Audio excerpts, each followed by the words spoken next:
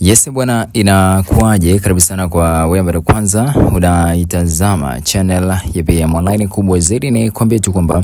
usiache kuweza kusubscribe, lakini pia kugusa hiyo alama kengele ili uwe mtu wa kwanza kuweza kupokea taarifa mbalimbali za kimichezo, lakini pia burudani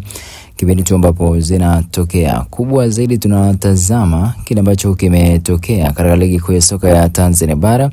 ambapo kuna michezo kadha wa kadha imeweza kuchezwa, na mchezo mkubwa ambao umetoka kumalizika saa kadhaa zilizopita ni mchezo kati ya Taifa Stars dhidi ya Kuwait, ikiwa ni mchezo wa timu ya taifa wa kirafiki kwenye kalenda ya FIFA ambayo timu mbalimbali zinacheza mechi za kirafiki. Sasa tukianzia na ligi kuu ya soka ya Tanzania bara, michezo mbalimbali ya kirafiki ambayo imeweza kuchezwa hii leo. Yanga waliweza kuwakaribisha KMC, mchezo ambao umechezwa katika dimba la KMC Complex, na kama unakumbuka kwenye mchezo wa mwisho Yanga na KMC, mchezo ulimalizika kwa Yanga kuweza kupata ushindi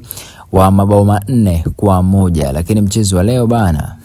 wananchi wameweza kukubali kichapo kwa mara nyingine cha mabao 3-2. Yanga haijaeleza nani ambaye amefunga, lakini wameweza kuposti kwamba mchezo umeweza kumalizika kwa wao kuweza kupoteza kwa mabao 3-2. Kwa upande wa wenzao Simba, ambao na wao pia walikuwa wanacheza mchezo wa kirafiki baada ya kuweza kushuhudia kalikizo fulani hivi kujiandaa na kuelekea mchezo wa kimataifa wa ligi mabingwa barani Afrika, ambapo weekend ijayo kuna michezo kadha wa kadha itachezwa, ikiwemo Simba kuweza kucheza dhidi ya Atletico Petros de Luanda, mchezo wa ligi ya mabingwa barani Afrika, ikiwa ni hatua ya makundi, mchezo wa kwanza kabisa ambao utachezwa siku ya Jumapili Novemba 23 katika dimba la Benjamin William Mkapa majira ya saa 10 kamili za jioni. Sasa kwa upande wa Simba, wao kwenye mchezo wao wa kirafiki dhidi ya JKT, ambao kama unakumbuka mchezo wa kwanza waliweza kupata ushindi wa mabao 2-1. Mabao ya Simba yaliweza kufungwa na Wilson Nangu ambaye alifunga timu yake ya zamani, pamoja na Jonathan Soa ambaye pia na yeye aliweza kucheka na nyavu. Lakini mchezo wa leo umeweza kufungwa mabao 6-0, mabao 6-0, mchezo ambao pia na wao wameweza kupost kupitia ukurasa wao wa Instagram, na tumeweza kushuhudia pia Baljeber kwa mara ya kwanza ameweza kukiwasha katika mchezo wa kirafiki, kwa ameweza kucheza kwa dakika 60 za mchezo huu, kuonyesha kwamba tayari naye ameanza kurejea vizuri kutoka kwenye majeraha ambayo yalikuwa yanamsumbua. Maana wengi taarifa zilikuwa nyingi kwamba huenda ndio kawa ni mwisho wake kuweza kuitumikia timu ya Simba, huenda akaondoka na vitu vingine kama hivyo, lakini ndio hivyo tumeweza kuona tayari ameweza kurejea, na tusubirie dirisha dogo likifunguliwa kama kutokuwa na taarifa nyingine ya kitofauti nje na ile ambayo tumekuwa tukipata tetesi kadha wa kadha kuhusiana na kile ambacho kimeweza kutokea. Tukimaliza na recap ya mchezo wa leo ambao umeweza kuchezwa, mchezo mkubwa kabisa kwenye FIFA International friendly match Kuwait dhidi ya Tanzania. Mchezo umeweza kumalizika kwa Tanzania kuweza kupoteza kwa mabao 4-3. Mabao ya Tanzania iliweza kufungwa na Charles Mombwa, akaweza kutupia mabao 2, pamoja na Charles pamoja na Tari Alarakia, majina mengine hayo ni shughuli kidogo, lakini ndio Charles Mombwa ameweza kufunga mabao 2 na kuweza kufungwa bao la 3 likifungwa na Tari Alarakia, huku Kuwait wakaweza kutuzibua mabao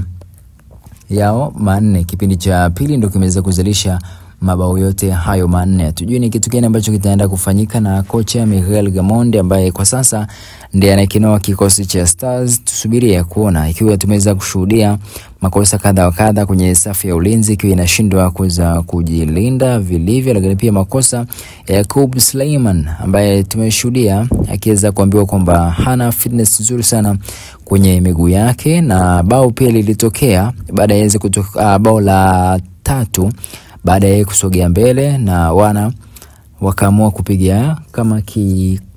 kikanzo fulani hivi, amepiga mpira akijua anapiga shuti akachimba. Baada ya hapo watu wakamalizia, boli nyingine aliweza kutema, then safu ya ulinzi ikawa imezuba, chuma kikaingia, nyingine ni mpira wa kutenga set pieces, watu wakapiga na kumalizia moja kwa moja. Kwa hiyo ni mabao fulani hivi ambayo yametokea na yanaonyesha ni kwa namna gani ambavyo Coast Stars kinapaswa kwenda kujiandaa vizuri kwa ajili ya michuano ya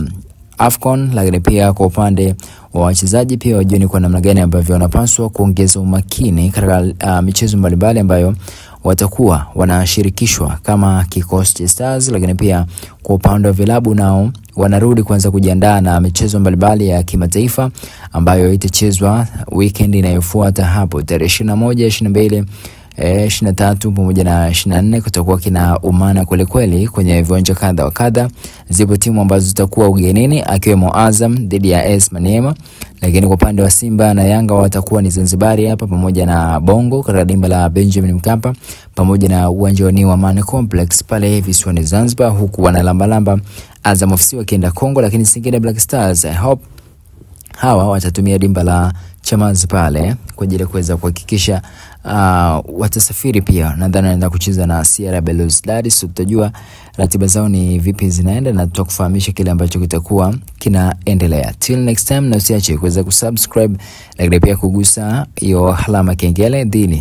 ili uweze kufahamu kile ambacho kitakuwa kinaendelea kwenye kurasa mbalimbali za kimichezo, lakini pia taarifa mbalimbali za kimichezo.